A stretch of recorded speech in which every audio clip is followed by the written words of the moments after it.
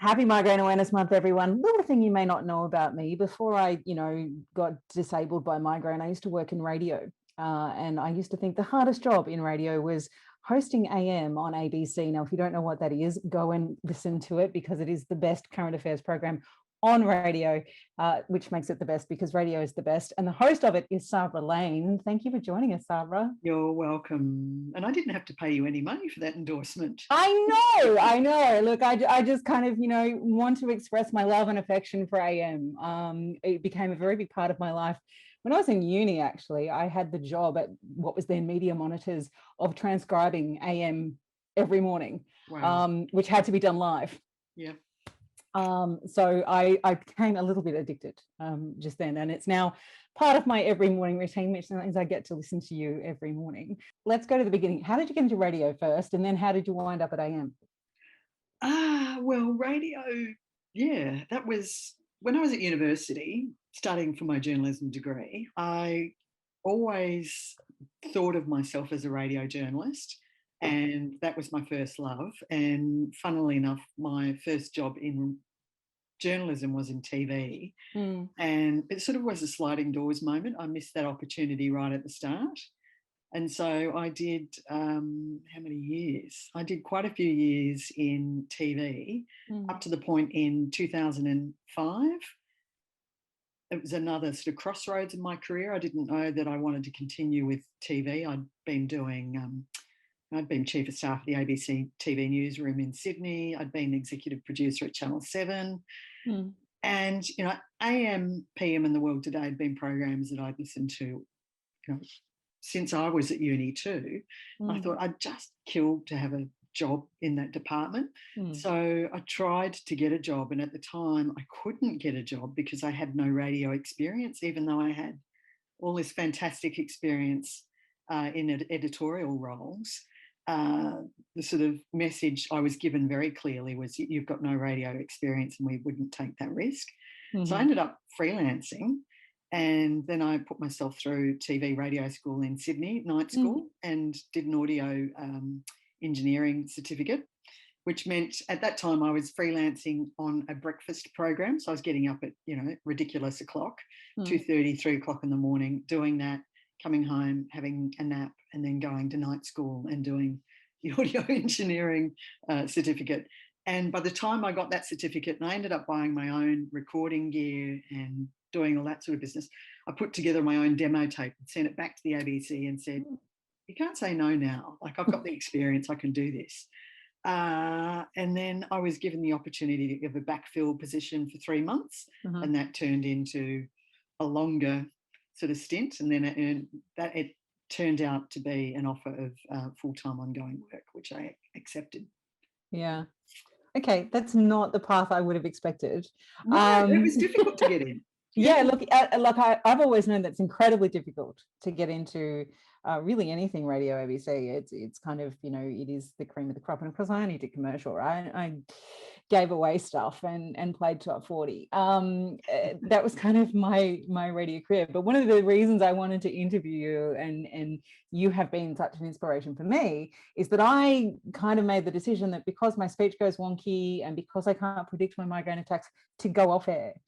And that was huge, right? Because anybody who works in radio, it's a huge part of your identity as a person. To go off air is like not existing.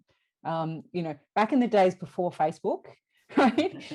Radio people already experienced this thing of kind of, if it wasn't on air, then it doesn't exist. For you to do what I still consider to be the best job in radio, despite migraine, is so inspiring to me. So let's talk for a little minute about your migraine. Yeah. When did it start? What kind of symptoms do you get? It started, my first experience of migraine was in the build up to my getting married. That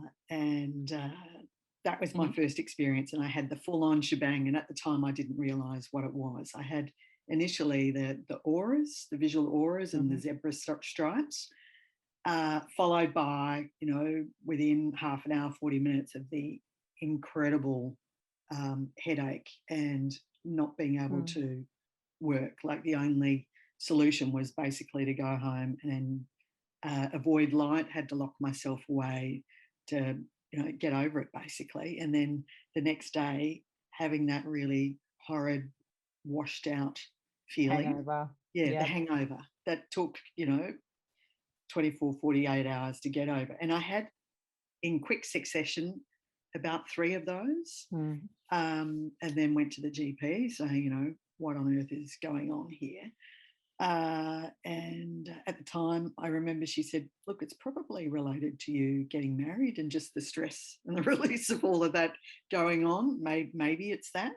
And I was really lucky because that pretty much was the end of that for that period. But suddenly, migraine re-emerged in my life in 2015, so not that long ago, and it was different this time. I still got the visual auras, but other things were happening.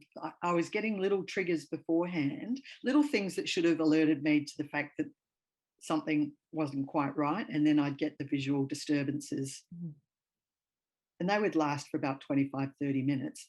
But what the little signs were was that suddenly I couldn't read. I can't make out sentences. I can't make out people's faces. And every time I get that, it's stupidly, my brain, does the magical thing and thinks, oh, I've looked at the light and, I'm temporarily blinded. I can't read my book properly, or I can't can't make out that person's face. But very quickly within that happening, like within 10 minutes, that's when the visual auras start for me. And again, the zebra stripes becoming larger and then interrupting my vision. And that sort of goes on for about half hour, 40 minutes. But this time I don't get the smashing headache. I just get that washed out feeling. But the thing is, I can't read. So that's a little dangerous with your job. That's a bit of a terror. Hoping that doesn't happen while I'm on air or coming up to being on air.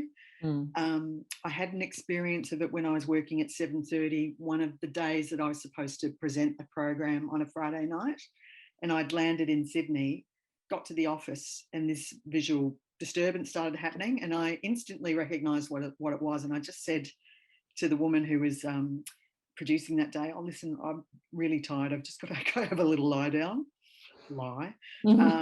And unfortunately the hotel was nearby, and I went and rested and basically waited that out, was able to rest for an hour, got up, felt a bit daggy, but I was able to continue for the rest of the day. But yeah, my big fear at the time was, bloody hell, I hope that doesn't happen just before being on air or being on air, because I wouldn't be able to do it. And, recently that was a case in Melbourne with Brian Hitchener. Yeah. No, not Brian Hitchener. Peter Hitchener. Yeah, Channel 9 newsreader, if you missed it, he had an attack live on air and he couldn't finish the bulletin. And I actually messaged you and I'm like, are you okay? Yeah, because that to me was hugely triggering. It was just massive. Yeah.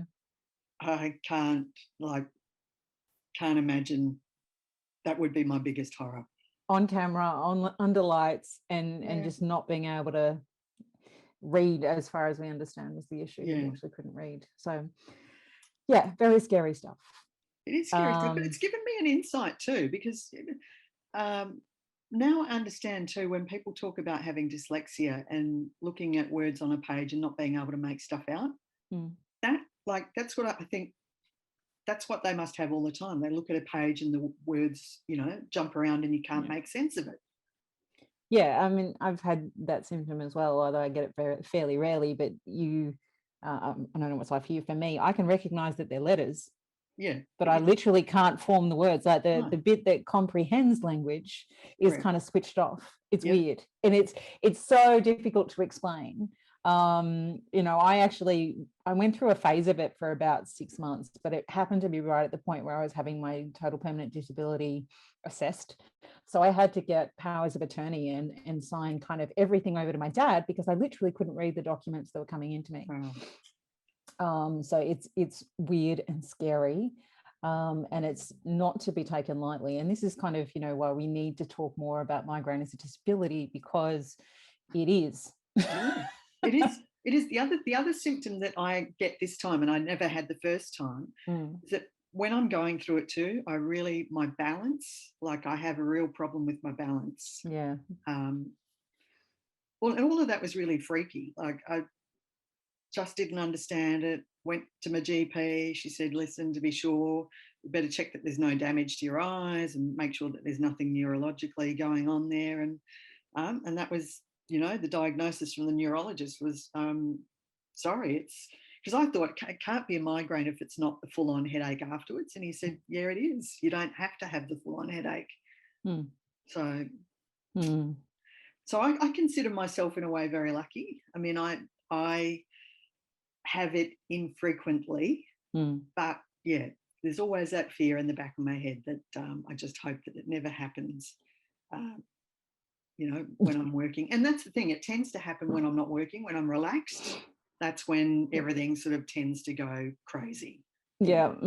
And that's also pretty common. Do you think the adrenaline of going on air might help?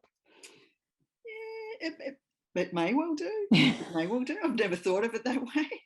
I was thinking about it actually a couple of weeks ago. I was talking to an old radio colleague and made the comment that, my migraine was actually really stable and manageable while I was on air. It was when I went off air and I wasn't on air for 6 hours every night that, it suddenly reared its ugly head. So I've often kind of wondered, well, maybe if I just went back on air, but then of course then you've got the risk of if I go back on air and I can't actually do the air shift, then that doesn't work. Anyway, my issues. So have you taken any kind of treatments or anything, or are you just kind of managing it symptomatically? Just managing it symptomatically. The first time, it was funny, I was trying to jog my memory about this.